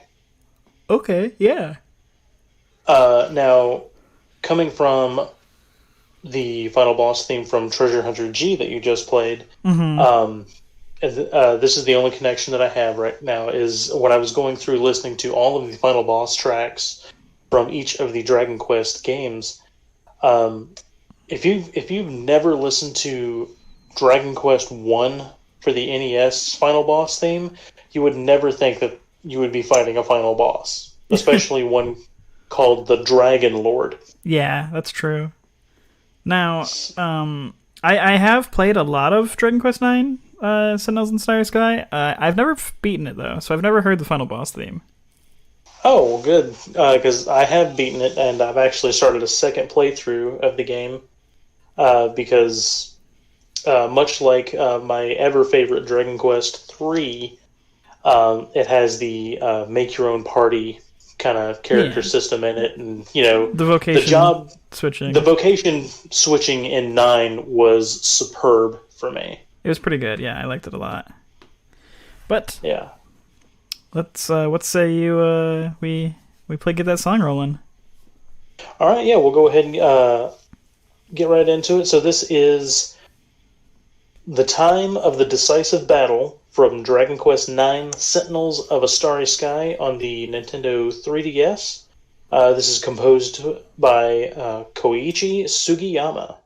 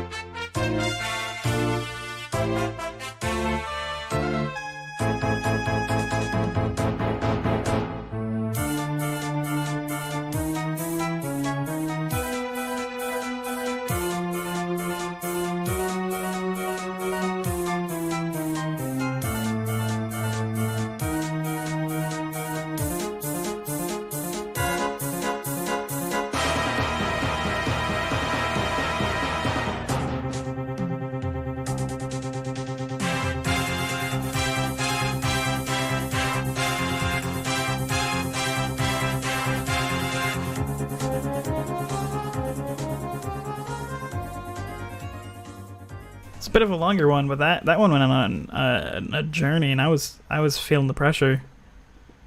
That one did have a lot of pressure to it because I mean, like with most classic RPGs and a final boss, it's never just one thing. No, definitely not. Yeah, I was really digging it though. It's certainly Dragon Quest sounding. Yeah, I really love. I mean, first of all, I love the bass line of it, just the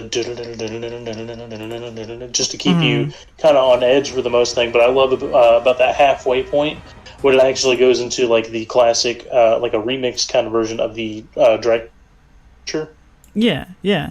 And I like how it has like kind of almost the battle theme refrain, that doodle doodle. Yeah.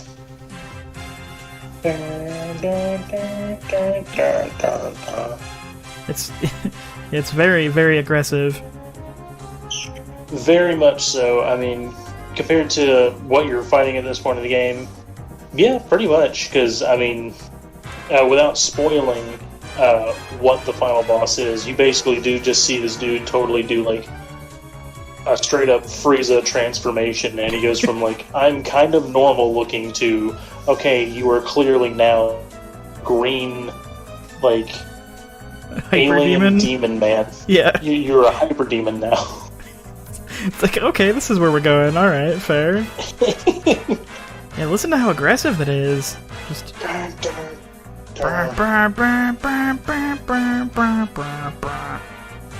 Like, calm down, Jesus. Another really cool thing that I found out about Sentinels of the Starry Sky is it has a really good post game. That's good. Oh yeah, it actually brings in all of the final bosses from the previous games. That's really cool. Yeah, I did that. And so each one I like obviously right here, has like a more modern. Sorry to interrupt you. This I is like where this the part. overture comes in. Yeah. I didn't mean to interrupt you, but I didn't want this to go unnoticed. I really like this part here where it stops being aggressive and it kind of does some callbacks. There's a lot of callback, and it's just like, we're the heroes, we will stop you. Like, that is that moment. And now it's getting back into the... Oh no, he's doing a strong move now. And it's just like, oh ho, you're walking towards me. Yeah. Diddlin, diddlin, diddlin, diddlin, diddlin. There it is, the pressure again. And I think this is the loop point. Yeah. Yeah.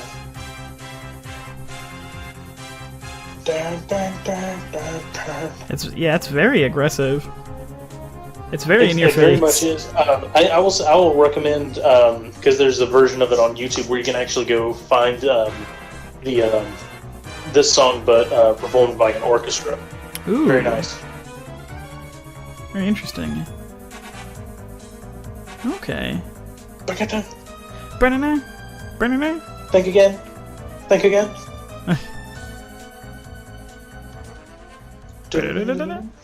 There's that original battle theme. That random that just like that saxophone that just kind of sticks in. And then doesn't. Yeah.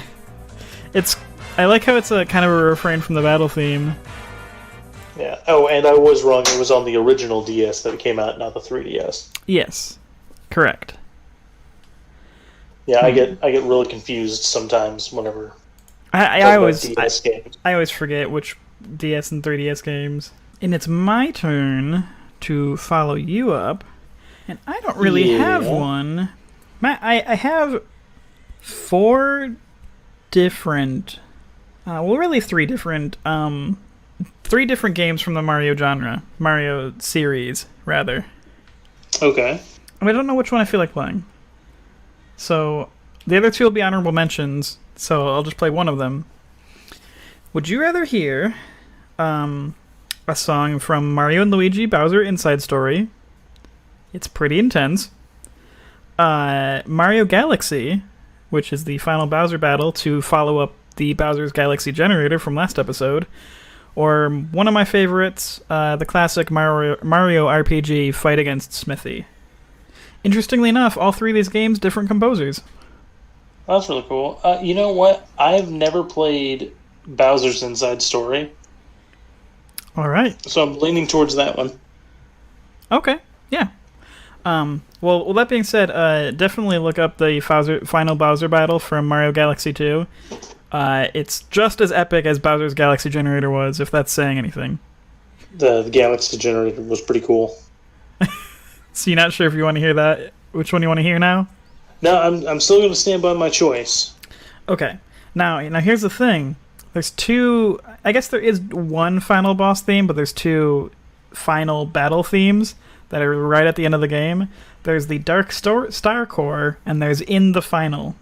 So I guess I'm going to go with In the Final, which is, I believe, the true final track. I haven't played Bowser's Inside Story, so I'm honestly not sure which of these two is the actual final boss theme, but I've gotten both of these on my list because I wasn't sure which one. But the one I'm not going to play is Dark Star Core. Really good sound, but I'm going to play you the song In the Final from Mario & Luigi Bowser's Inside Story, and the composer is Yoko Shimomura. Oh, sweet. Yeah. So I think you'll like this, Matt. It's pretty intense. Well, I mean, you are inside Bowser, so... Yeah. Yeah, true.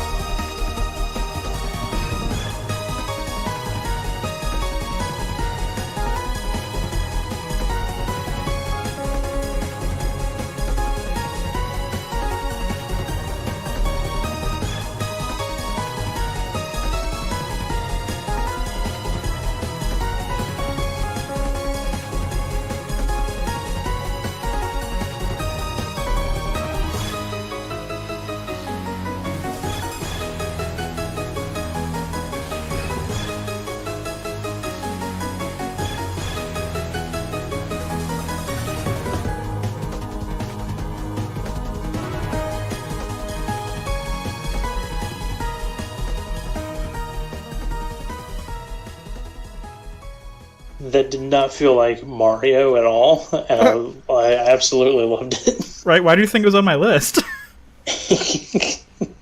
You think that doesn't sound like Mario? What about Galaxy Generator? Well, I mean, that's true, but I mean, like, I don't know. I mean, I guess it's just I just have like an ingrained, like, okay, this is Mario kind of feel. You're expecting like sound. do do do do do do do do do do. Meanwhile, this is like basically that kind of stuff, and it's just like, oh hey, guess what? Here, you're inside Bowser and you're fighting his tummy. Here we go. or hey, you're in this factory and you're fighting against this guy who wants to destroy all wishes and create a world full of weapons. By the way, this is a Mario game. The Mario RPG games go hard. They don't play. They do, man. God, it's like tack another one on the list that I gotta go find and play. By the way, this opening right here? Like, are you kidding me? Right? Like, that opening for it, I'm just like, wait a minute. Yeah. Hold up here. Another name, I forgot. Is this a Star Ocean game? Am I shooting into space right now? Right? I forgot to mention another name for this theme is the grand finale, which is why I'm pretty sure this is the true actual final boss. And I think Dark Star Core is probably a little bit before this. But that song is intense too. Man, I'm really digging this song. Right. I've had some winners this episode. Just say it. You did. You've had good ones too. You've had good ones too. Don't get me wrong.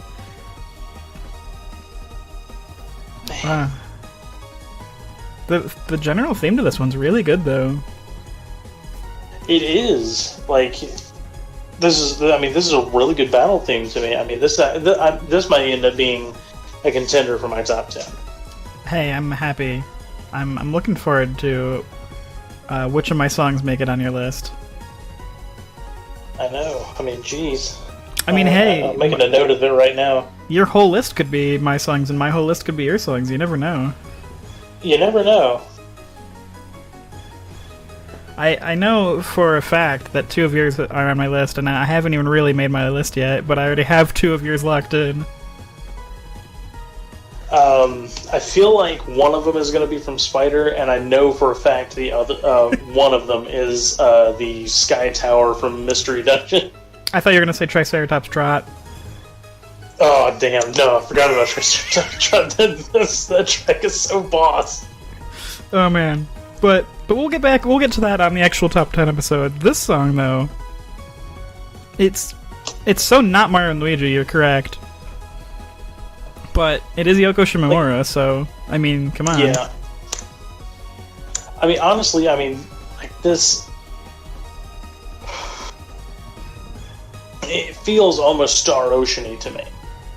And that's coming from this one and not, like, Galaxy. Yeah, that's true. After this episode, I'll play you the final Bowser battle for Mario Galaxy 2, and you will be equally impressed, I believe. Oh, no doubt. No doubt in my mind. I really like this part, where the piano gets, like, hurried. I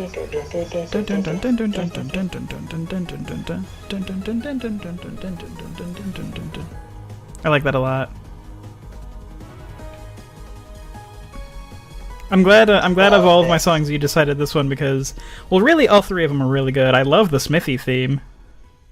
The Smithy theme is great. If I wanted to play the Smithy theme just for the opening because that has one of my favorite, like, 4 seconds of an opening to any song. Because it's so ridiculous. It's like you're playing a Mario game and you're like, you know what this needs? Really intense organ. Really intense organ. We're gonna go ahead and put it right here. Right, just right here. It's on my list of like when I love playing RPGs and the final boss theme hits you with like a really intense opening, like 5 seconds. Oh, dang! We're getting down to the wire on this episode almost, Eric. And there's so much I want to play, but so few choices that I have left. I want to play the Okami track, but I'll save it. All right, Derek. You want to give your honorable mentions first, then? I'll give my honorable mentions. I'm going to give them right now before I introduce this last song. And I'll go down my list, actually, a little bit. I'll share a few of my honorable mentions.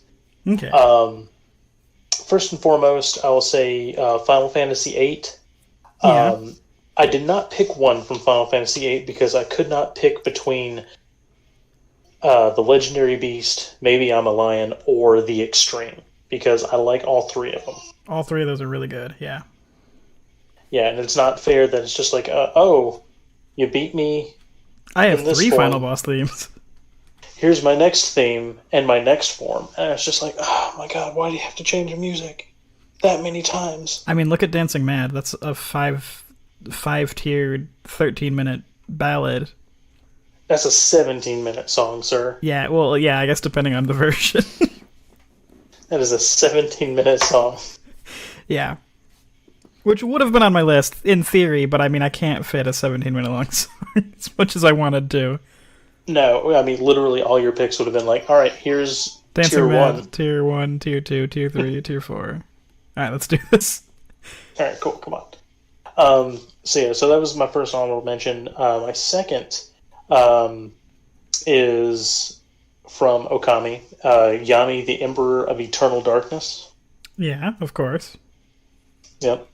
I was also thinking about playing the final boss theme to Blue Dragon on this episode. That would have been neat. It's really good, but I think I still honestly prefer the regular boss theme from Blue Dragon, just because it's so wild. That's fair. The Ultimate Being from Parasite Eve. Yes, I have that on my list. It was one that I specifically wrote down as an honorable mention. Like, I didn't intend to play it. I really like it, but I more of really like it like 2 minutes into it, and it's like a 5-minute song or 6-minute song. Yeah. Not that I don't like the first part, but like the part I like is like almost 2.5 minutes into it. So I was like, it doesn't jive well for our feeling, but I really like it as like a song. We might play it at a later point in time, but I wasn't intending to play it, but I wanted to bring it up. So yes, me too. Yeah. And you know what? I have way more on this list, but I'll say my last honorable mention is the final battle theme for Banjo-Kazooie. Nice, good, wonderful. Yeah. Which was a very interesting one, because I've re-listening to it again, I've realized that that final battle theme is actually a collaboration of all the different levels that you went through the game. I love when that happens. Speaking of that. Snack of the Snake or Serpent Eating the Ground, depending on your translation, from Bravely Default is another like 7-minute song that is incredible, and it does that same thing where it pulls like character themes, it pulls other themes throughout the game into one epic final boss track. Just listen to that song; it is amazing. It's tasty. That song is very tasty. It's so good, but it's way too long to play. But oh yeah, it's a really good. Maybe we'll have a super long song episode, and we'll just pick like 3 songs each. No. I think we should just pick one song each, and just be like, "Hey, here's my super long song." Oh man! All right, man. Let's get to your final pick. All right. So it was a very hard decision, but like I said, I wanted to end with a classic, and keeping up with my theme for most of my picks in this episode. It comes from the system that I have played the most in my youth, the PlayStation 1. From Yasunori Mitsuda, it is the Dragon God from Chrono Cross. Delightful. Although you yourself haven't played much Chrono Cross, have you? Not too much, no, because I played most of it with you. Yeah. But I really enjoyed this theme. Oh, this theme is incredible, and it's actually interesting. It's not the theme of the final boss, it's the theme of the boss before the final boss. The final boss itself has no music. It's true. Because, well, there's a lot of story reasons to that, but it could be argued that the Dragon God is the final boss, and then the Time Devourer is kind of like an extra. It's the secret end to the game. I'd say, yeah, it's the secret end, because it's just like, all right, cool, we defeated the final boss, and it's just like, you know, the bull crap they pulled in with ending Naruto. It's like, we did it, we defeated Madara, we won. Oh no, the moon. Yeah, it's basically like you killed the Dragon God. That's the end of everything. But the Time Devourer is there, and if he isn't dealt with, the world is, you know, eventually doomed, and so is the whole everything. But you know, you won the day for now. You should probably take care of that though. The time devour is there. You should probably deal with that at some point. But good job defeating the dragon god. Good job defeating the thing that was going to probably defeat it. I don't know. So yes, this song is amazing. Let's get into it.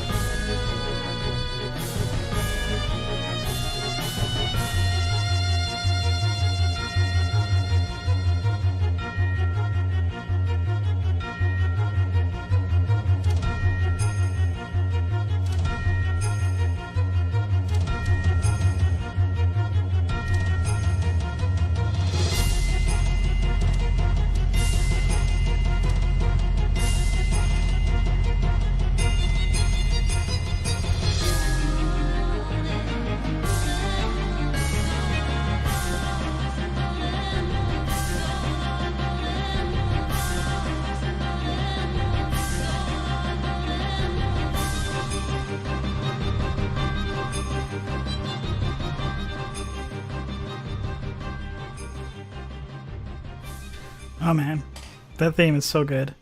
It's classic. I really love the chanting. The chanting in the beginning, I love the constant chime in the background, because to me it almost feels like it's like a countdown of almost like the doom that is coming to you. Yeah, that's actually really, really good way of putting it, especially with what's happening in game. I was actually doing a lot of research onto that chanting, and it's not actually like you'd think it might be like Japanese, because it's a Japanese developer, but it's not an actual language. It's kind of like a gibberish kind of sort of thing. Yeah, and I really like it. I also really like that opening, the drums.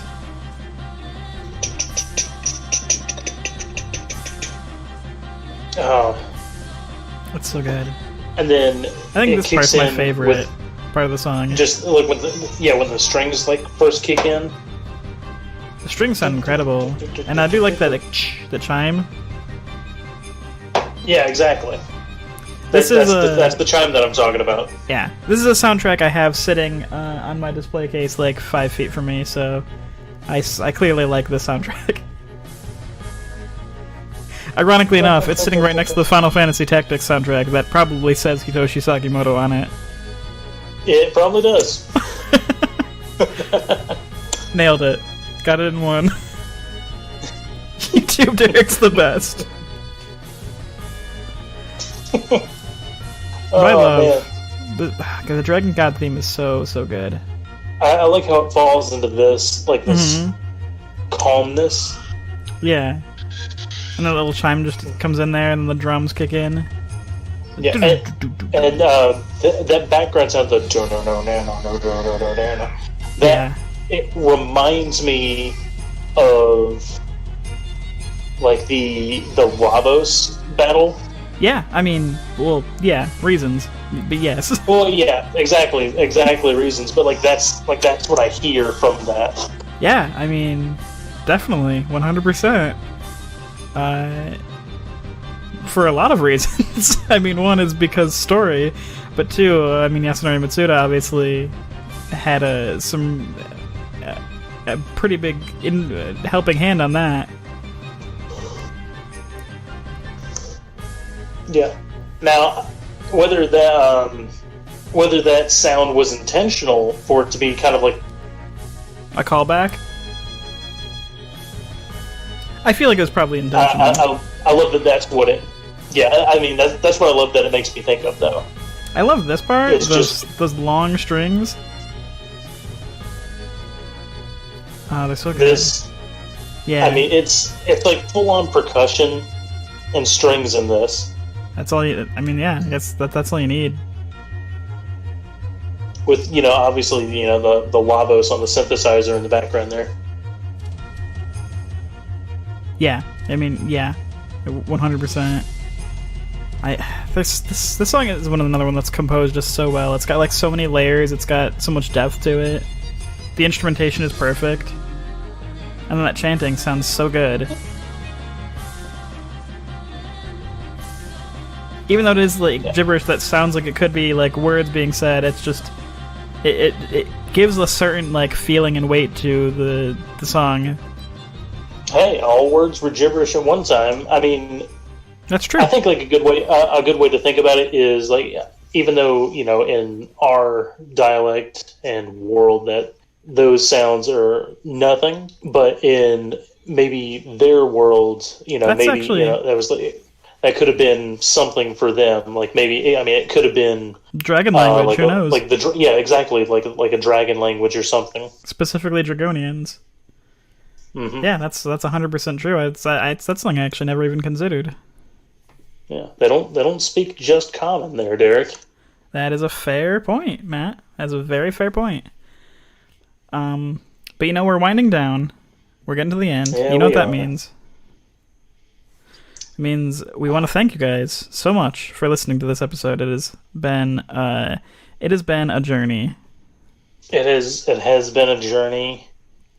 We're not quite at the end of the journey. In the making. We're not quite at the end. We're getting there though. Nope, we still got one more episode before our top 10 of the year. More episode before the game finally ends. Before our final, before our top 10. So the next episode will be the end credits or epilogue or staff roll. Yeah. Basically, the game is done. You're either watching the credits, you're listening to the final track of the game, essentially. Before post game, but that's besides the point. Yeah, before post game, or before the secret cut scene at the end of the credits, like they do. Yeah. So we went on, of course. Thank you everyone. Tell us what your favorite track was. Tell us one we didn't get to play. Me and Matt have a giant list of honorable mentions here. So many.